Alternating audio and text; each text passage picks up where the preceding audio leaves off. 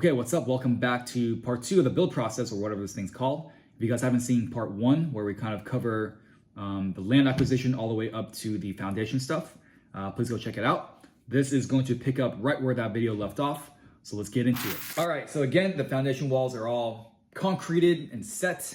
This is going to be a one-story house, so what you're seeing being built right now that's going to sit on top of it is going to be the main floor of the house, elevated from everything else, which is pretty nice. And then this is the skeleton, rib cage, whatever you want to call this thing, of the subfloor all made up. Here's another view of the subfloor structure. So now on top of all that stuff that you just saw is the subfloor itself, which is already installed in this picture here.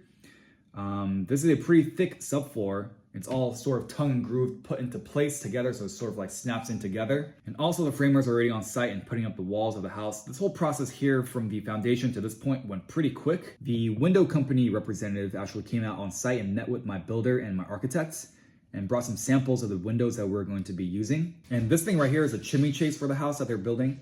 So one thing that's pretty interesting that I'm doing for the house, even though it's like 2022 or whatever, is I've elected to do an old-fashioned fireplace.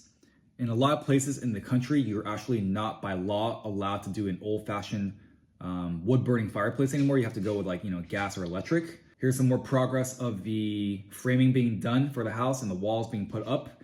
Now, this is a post and beam house, which is a very, difficult thing to do because you have to crane in all the giant beams that comprise of the roof and ceiling structure, which you can see are being snapped into place here right now. Honestly, putting this house together is like building a giant erector set. And here they are situating the posts and beams again. This is actually a view of the kitchen area / the great room looking out towards the future kitchen window. And here you can kind of see the crane operator doing his thing.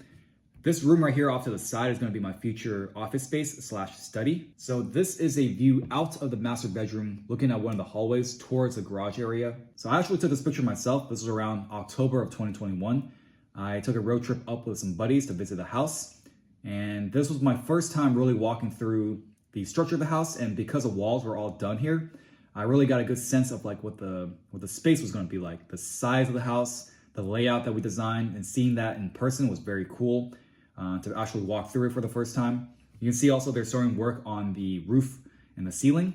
All the vertical walls are done. Now they're just going into the roof. So now it looks like the roof is done. There's a view out of the patio / deck area. Again, showing off the view a little bit.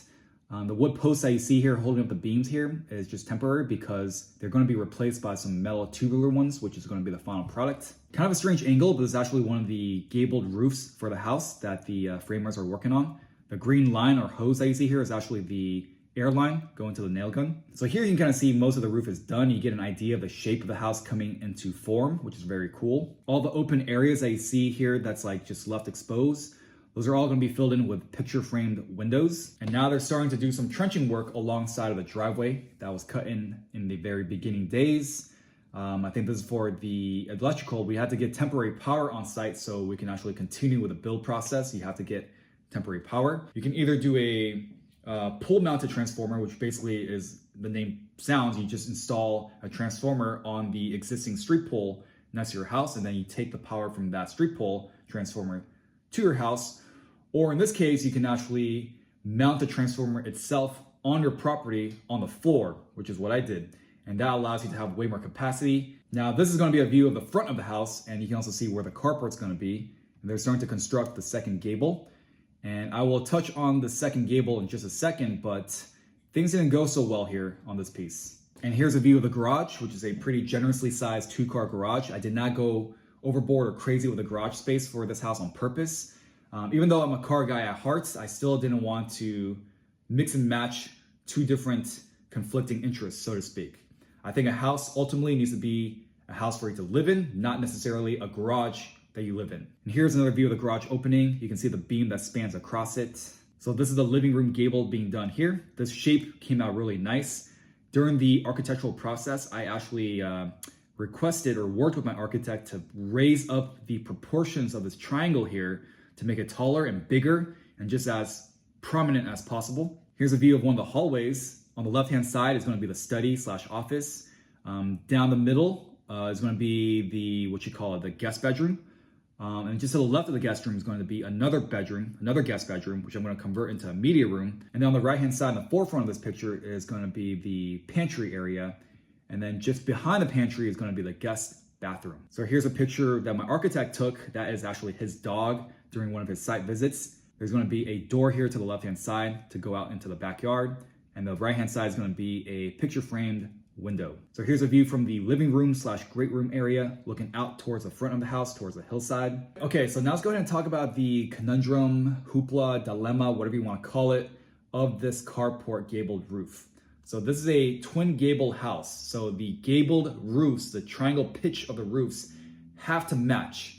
Long story short, this thing was framed and kind of designed in a way that wasn't identical to the gabled roof on the backside, which was framed properly. As you're designing a custom house like this, there are a lot of balls in the air, and sometimes things can fall through the cracks, and this was one of them. I mean, by the time we caught that this thing was wrong, they already installed the roof on this thing, basically. Not the roof, but like the roof structure. So that again had to be taken off and redone entirely, which complicated things a little bit more. But hey, you're building a custom house. It's a hard house to build, and sometimes you have to do things twice. So obviously it's hard to tell in this picture that the roofs don't exactly match, but you'll have to take my word for it. Again, the rafters here are just sitting a little bit too wide. They're not sitting in the right spot. And not to like belabor the point or get into the nitty gritty, but also when we put the actual ceiling and soffits on this roof, there's no way they can actually flow into the rafters well and transition into the flat area where the garage is right here in this picture. But again, I won't get into the details of that because that's not the point. That's not how we designed the house. The way we did design it does allow for the soffits to actually flow in perfectly. So that's another reason why this had to be fixed, not just because it didn't match the same pitch. So voila, right here in this picture, the roof is fixed. Let me go back and forth a little bit for you to see. If you take a look again at these, I think they're called rafters. This is sitting inboard as it should be, landing on the beam here, the cross beams that you see here. And if you go back to this picture, you can see they're sitting past the beam. So we had to completely tear them down, redo everything, and then squeeze them in. And now they are perfect. And then my architect went back on site and took some pictures here. He actually went onto the roof and double checked everything to make sure that the roofs are exactly matched because, I mean, this was a critical point. So I think what exemplifies the two gables matching perfectly is this picture right here. And you can also see why it's so important that they have to match exactly, because this house would just look so strange if that wasn't the case. So I really like this picture of the house. It gives a pretty nice perspective and angle for what the house's shape and silhouette really looks like. You can kind of see how tall the gables are from this picture as well. And in the foreground here, that green box, that is the pad mounted transformer I was talking about earlier. So anyway, that was most of the rough framing for the house all done. We fixed the roof, all that good stuff. And it was around this point that the house started to take shape and feel like a house. And the next stuff that we're going to get into are going to be the guts of the house, like the electricals and the plumbing. So although this is part 2 in the series, I actually filmed part 1 and part 2 at the same time. And honestly, I feel like I'm about to pass out from all this talking, so I'm gonna take a break here and collect myself. And then I'll see you guys in part 3. So please stay tuned for the next video coming real soon.